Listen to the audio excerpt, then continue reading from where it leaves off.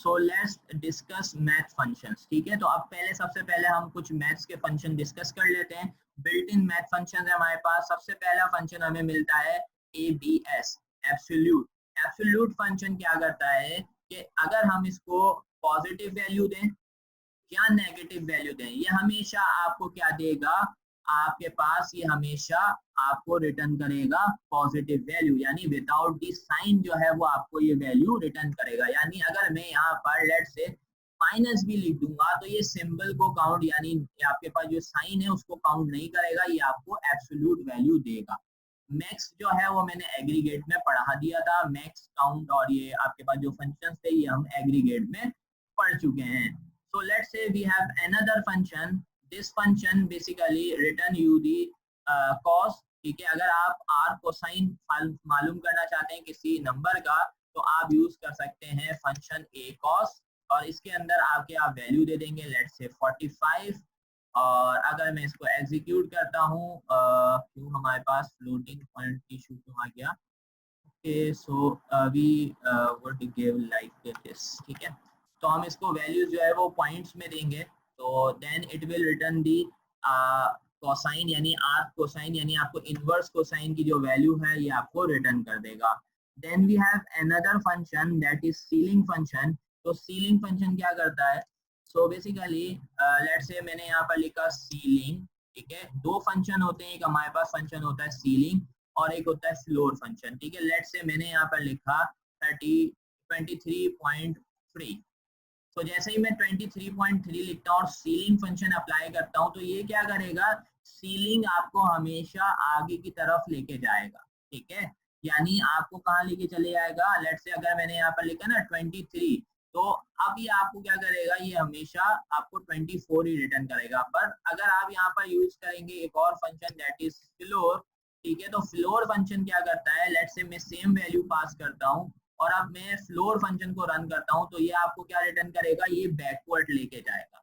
तो अगर आप सीलिंग फंक्शन को यूज करेंगे तो सीलिंग फंक्शन क्या करेगा, सीलिंग फंक्शन बेसिकली आपके पास आपको आगे की तरफ यानी फॉरवर्ड लेके जाएगा, और फ्लोर फंक्शन आपको कहाँ लेके जाएगा, बैकवर्ड। पॉइंट्स के अंदर जब आप वैल्यू देते हैं, let's say you want to eliminate that point, यानी आप इस पॉइंट को एलिमिनेट करना चाहते हैं, आप ये इंक्लूड नहीं करना चाहते अपनी वैल्यू के अंदर, तो you can use this ceiling and floor function. आपके पास ये दोनों ऑप्शन है, आप दोनों फंक्शन को यूज कर सकते हैं। ठीक है, then we have another function that is degree function. ठीक है, तो अगर हम डिग्री फंक्शन को करते हैं यूज तो ये क्या करेगा, converts a value in radians to degree. ठीक है, तो आपके पास let's say we have a function that is degree. ठीक है, मैं यहाँ से वैल्यू सही लिखता हूँ, डिग्रीज। ठीक है, ये फंक्शन है। अब इसको आप रेडियन में वैल्यू देंगे लेट्स से 1.5, ये उसकी डिग्री रिटर्न कर देगा। ठीक है, तो ये आपको क्या रिटर्न कर देगा, converts a value in radians to degree. ठीक है, तो आपके पास डिग्री से वैल्यू जो है रेडियंस में कन्वर्ट करके दे देगा। Let's say we have another function exponent. ठीक है, तो एक्सपोनेंट फंक्शन क्या करेगा, एक्सपोनेंट फंक्शन हमें क्या रिटर्न करेगा, कौन बताएगा, पावर नहीं, पावर रिटर्न नहीं करेगा ये।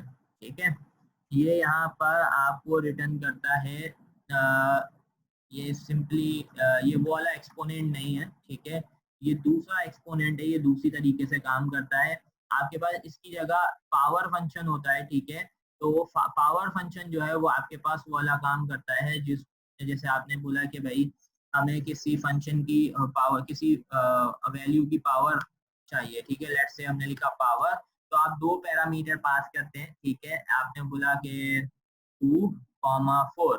ठीक है, सो नाउ अगर हम इसको रन करेंगे so we will get a result and 2 power 4 equals to 16। ठीक है, तो अगर हम पावर्स कैलकुलेट करना चाहते हैं, यानी हमें 2 की पावर 4 मालूम करनी है, या लेट्स से हमें मालूम करना है 10 पावर 4, तो फिर हमारे पास यहाँ पर हम यूज करते हैं पावर फंक्शन को। जिस तरह से हमारे पास डिग्री फंक्शन है, इसी तरह से हमारे पास एक और फंक्शन है दैट इज रेडियंस। ठीक है, तो आपके पास वो वाला फंक्शन क्या कर रहा था, वो आपके पास डिग्री पे अप्लाई हो रहा था, और ये रेडियंस फंक्शन है। यहाँ पर आपने इसको कोई वैल्यू दी लेट्स से 85, तो it will return the degree of that value. ठीक है, so let's say now we have another function that is pi function, तो पाई फंक्शन आपके पास क्या करता है, पाई फंक्शन रिटर्न करता है पाई की वैल्यू, ठीक है।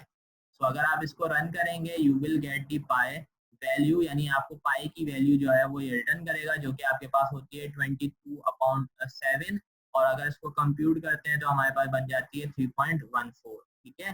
Then we have another function that is the round function, और यू कैन से, चलो राउंड को छोड़ो हम यूज कर लेते हैं, we have another function that is random, ठीक है। तो मैं यहाँ पर रैंड फंक्शन यूज करता हूँ, it will return a random value, ठीक है। तो रैंडम फंक्शन क्या करता है, रैंडम फंक्शन बेसिकली हमारे पास रिटर्न करता है रैंडम वैल्यू, यानी जब जब मैं इसको बार बार रन करूंगा you will get a random value, ठीक है। जब भी मैं इसको रन करूंगा you will get a random value, ठीक है। अब let's say what you want to do, आप चाहते हो कि भाई एक रैंडम नंबर जो है ना, रैंडम वैल्यू जो मैं मांग रहा हूँ उस रेंज के अंदर आए, तो फिर आपको थोड़ी सी मॉडिफिकेशन करनी पड़ती है इसके अंदर। तो यहाँ पर आप मल्टीप्लाई यूज करेंगे, और मल्टीप्लाई करने के बाद आप क्या कर रहे हैं, यहाँ पर आप बता रहे हैं कि भाई वो कौन सा नंबर है, ठीक है। आप वो मैक्सिमम नंबर बता दें, ठीक है। जैसे लेट से हम 10 और 5 के दरमियान वैल्यू चाहते हैं, तो हमने कह दिया मैक्सिमम नंबर हमारे पास 10 है, उस पे से हम माइनस करेंगे 5, और वी विल ऐड +5, ठीक है। तो this is the formula from which you can calculate the random number with in your range, ठीक है। तो आप एग्जीक्यूट करेंगे तो आपको देखो हमेशा 5 और 6 की रेंज में ही यहाँ पर वैल्यू मिलेगी, ठीक है। आप इस रेंज को बढ़ा भी सकते हैं, आपने यहाँ पर दे दिया 100, और लेट्स से कि आपने कह दिया 100 और 5 के दरमियान चाहिए, तो अब आप एग्जीक्यूट करेंगे तो you can see you are getting the value within the range that you have provided, ठीक है। जो रेंज आपने प्रोवाइडेड की है उस रेंज के अंदर ही आपको ये वैल्यू मिल रही है। यहाँ तक क्लियर है?